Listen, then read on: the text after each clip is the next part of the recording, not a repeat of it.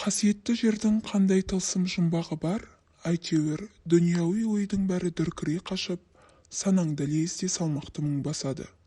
Ел арасындағы ежелгі жырға едәуір қанық болғанымызбен, шырақшы жігіттің майын тамыз әңгімелеген мақамды баяны енді ғана естілгендей ерекше күйге түсірді.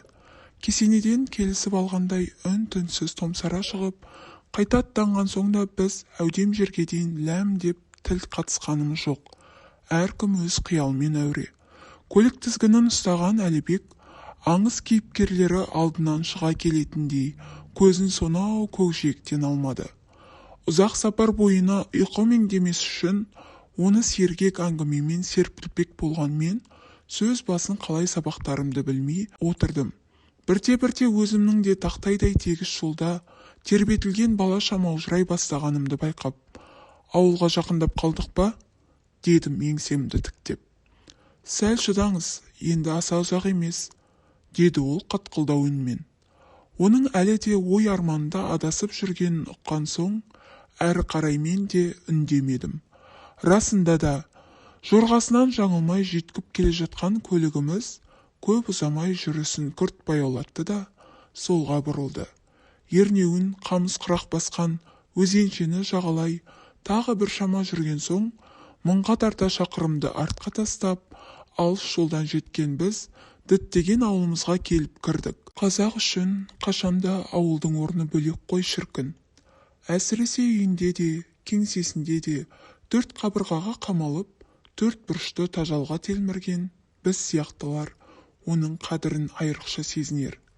Сағынысқан анасымен шеркелесіп, бауырымен, қоңсы қауыммен қауқылдасып болдау деген мезетте Әлібекке тынығарда төсекті далаға салғызшы дегенімде сол тұғын.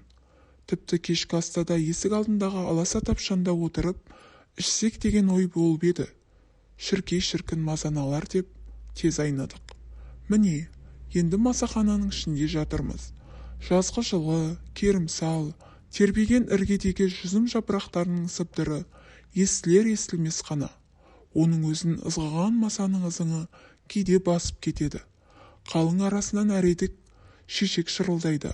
Алысырақтағы арық жақта бақалар тойының қызып жатқаны байқалады. Көрші үйдің қорасы маңынан бір есек ақырып бастап еді.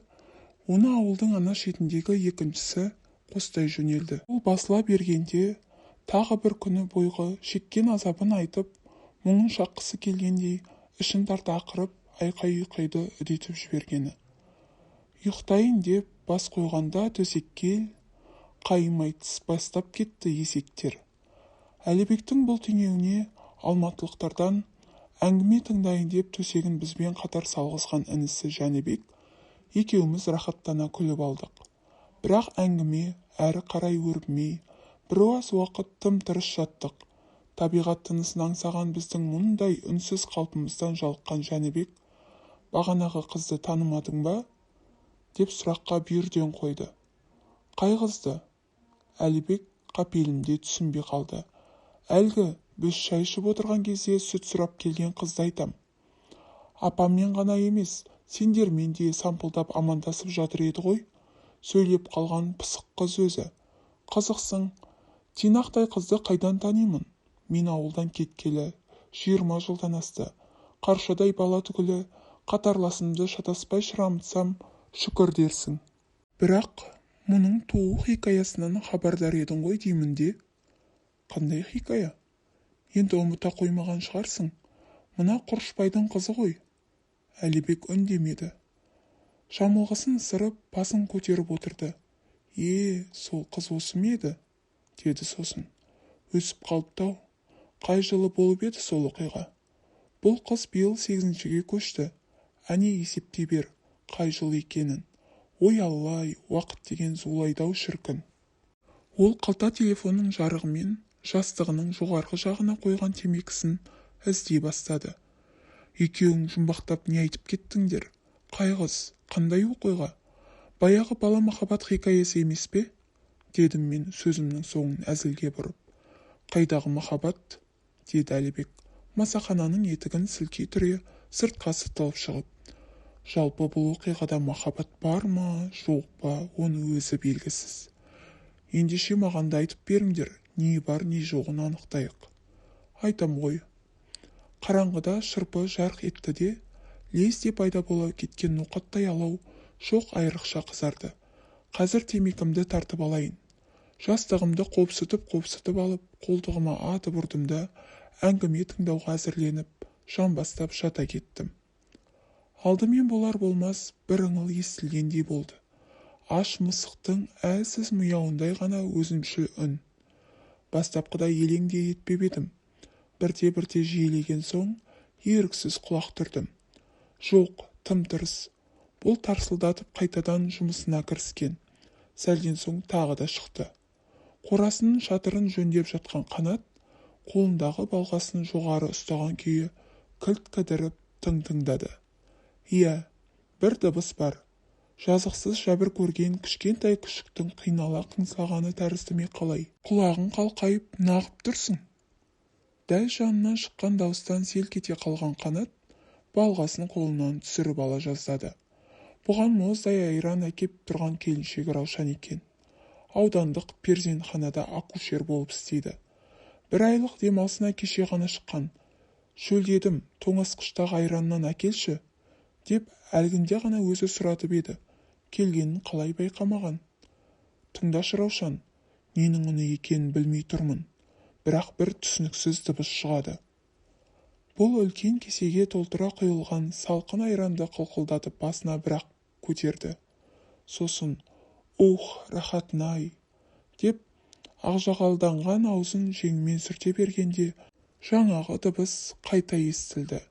Бұл жолы құлаққа анығырақ жетті. Естідің бе?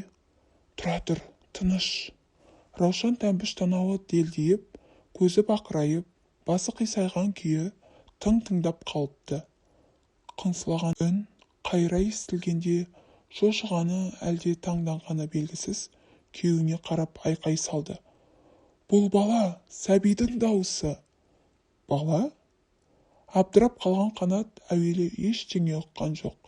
Әй, сенің есің дұрыс па өзіңнің? Қайдағы бала? Баланың даусы осындай болушы ма еді? Жаңа туған жас нәрестенің даусы деймін. Акушер сенбе мен бе? Раушанның сөзінен нық әрі сенімді шыққанын сонша отағасының жүзіндегі жаймашуақ бейғамдықтан нышанды қалмады. Тектеп тергеп тұра бермей, тез түсте іздестір. Қайда жатыр екен сорлы бала? Сатыдан секіріп түскенімен Қанат нені және қайдан іздерін білмей қатты састы. Әлі де әлгі дыбысты аңдып тұрған әйелінің әжетхана жақты қарашы, жылдам, деген сөзін ести сала солай қарай жүгірді. Оның ар жақ бер жағын ішін түгел қарады. Ештеңе жоқ. Кенет жаңағы дыбыс дәл жанынан шыққандай анық естілді. О тоба, мысық та күшік те емес, қинала жылаған баланың даусы екеніне акушерлік қабілеті жоқ. Мұның да көзі жетті. Бірақ қайда? Жан-жағына қараған ол сым шарбақтың ар жағындағы көрші үйдің әжетханасын көрді. Дереу жетіп барып, қоршаудан өрмелей асып, арғы бетке түсті. Сояудай сымның қолымен тізесін жырып, қанатқанына қараған жоқ. Әжетхананың есігін ашты. Еденнің дөңгелете ойылған тесігіне үңілді. О, жасаған! Құжына ерелеңдеген ұсақ құрттарға толы нәжіске шала көміліп, шақалақ жатыр. Құдайдың сақтағаны шығар. Әйтеуір басы ғана батпапты. Құйттай ғана кеудесінен шығып үлгермеген шыбын жаны үшін шырқырап жатқанын қайдан білсін.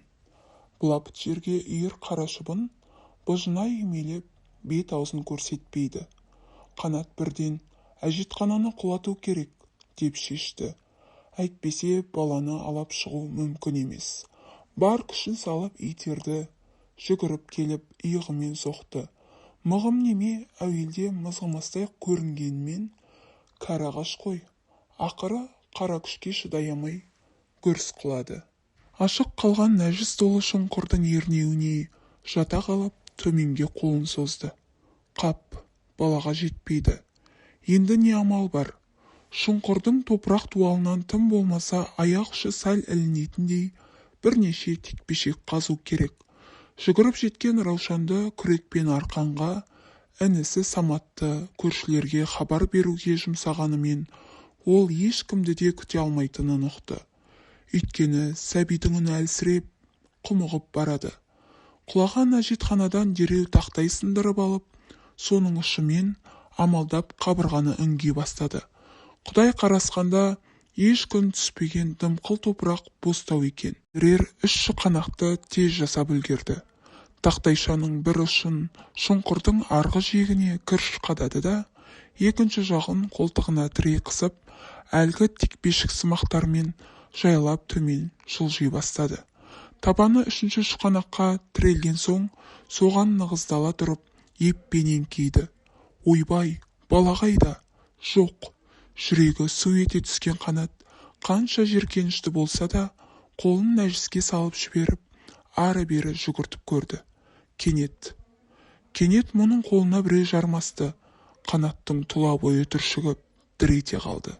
Жарық дүниеге келер-келместен-ақ тіршілік үшін тырмаңдап, күресуге мәжбүр болған бұл жақаның қалайда өмір сүргісі келеді.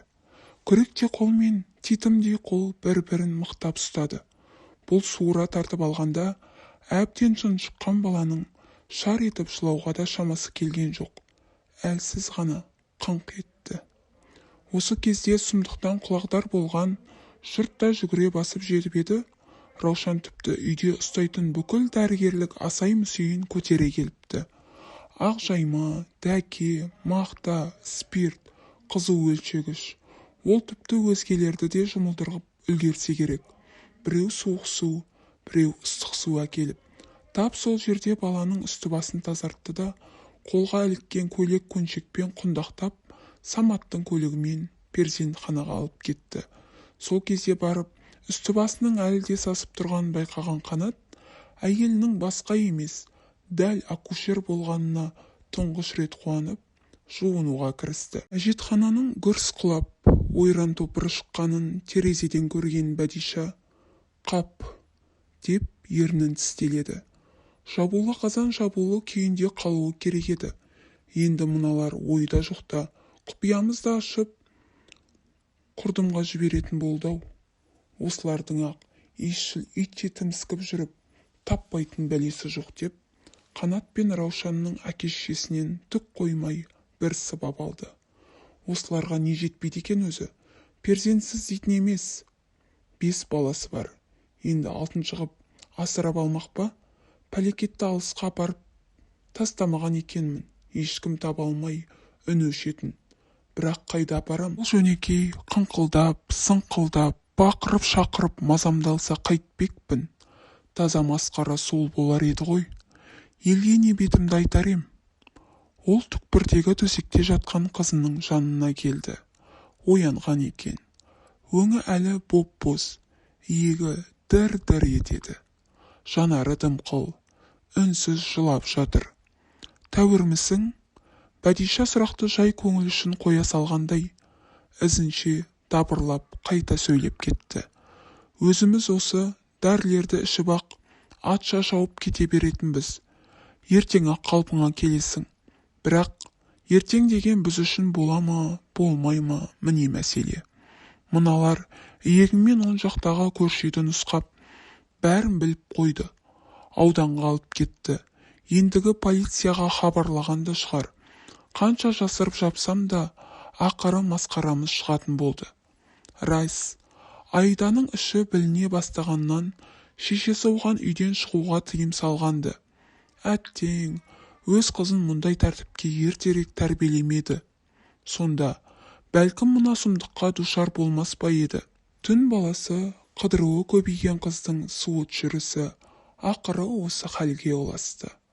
Ал бойға бала біткен соң, тыйым салғаннан не пайда? Тыйым салды екен деп, шарана өспей тұра ма? Алдымен Айда өзі келіскен жүрген жігітпен сөйлескен.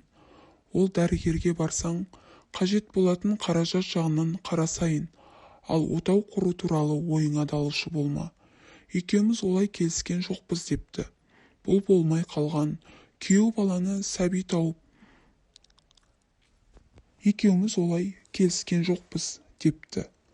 Бұл болмай қалған күйеу баланы ебін тауып енесімен беттестірген екен. Анау тіпті ат-тонын ала қашып, қызыңызбен туған күн кешінде кездесіп, бір-екі рет билегенім болмаса, жақындаған емеспін деп, бетпақ Бәдишаның өзіне бет бақтырмапты. Қап бәлем, көрерміз, кімнің жеңерін, деп тістенген Бәдиша, жігітті ыңғайға көндірудің түрлі амалдарын ойластырғанмен, ешбірінің қайыры болмапты. Екі ортада едәуір уақыт өтіп кетіп, шарананы алдыруға болмайды. Өте кеш, қызыңыздың денсаулығына зақым келгені былай тұрсын, өміріне қауіп төнуі мүмкін деп, мына жақтан таныс дәрігер шыққан. Ол жоқ, тууға тура келді. Екі байдан ажырап, ақырында қызы екеуі ғана қалған, елмен аса көп араласы жоқ Бәдишаға бұл оқиғаны құпия ұстау қиын болған жоқ.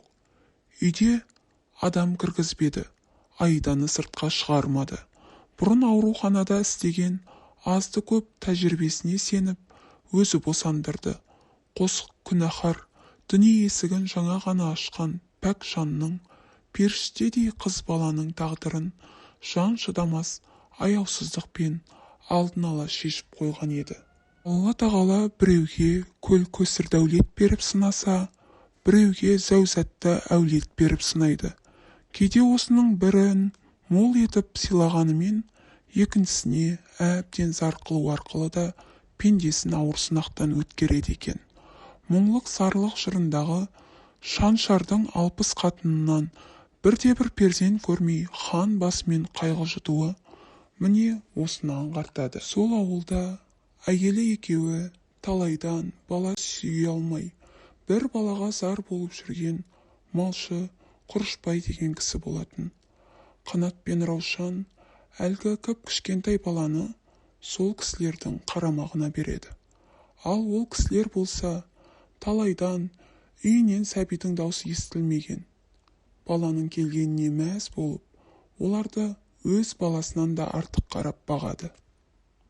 Айтпақшы, ол қыздың есімі Мұңлық.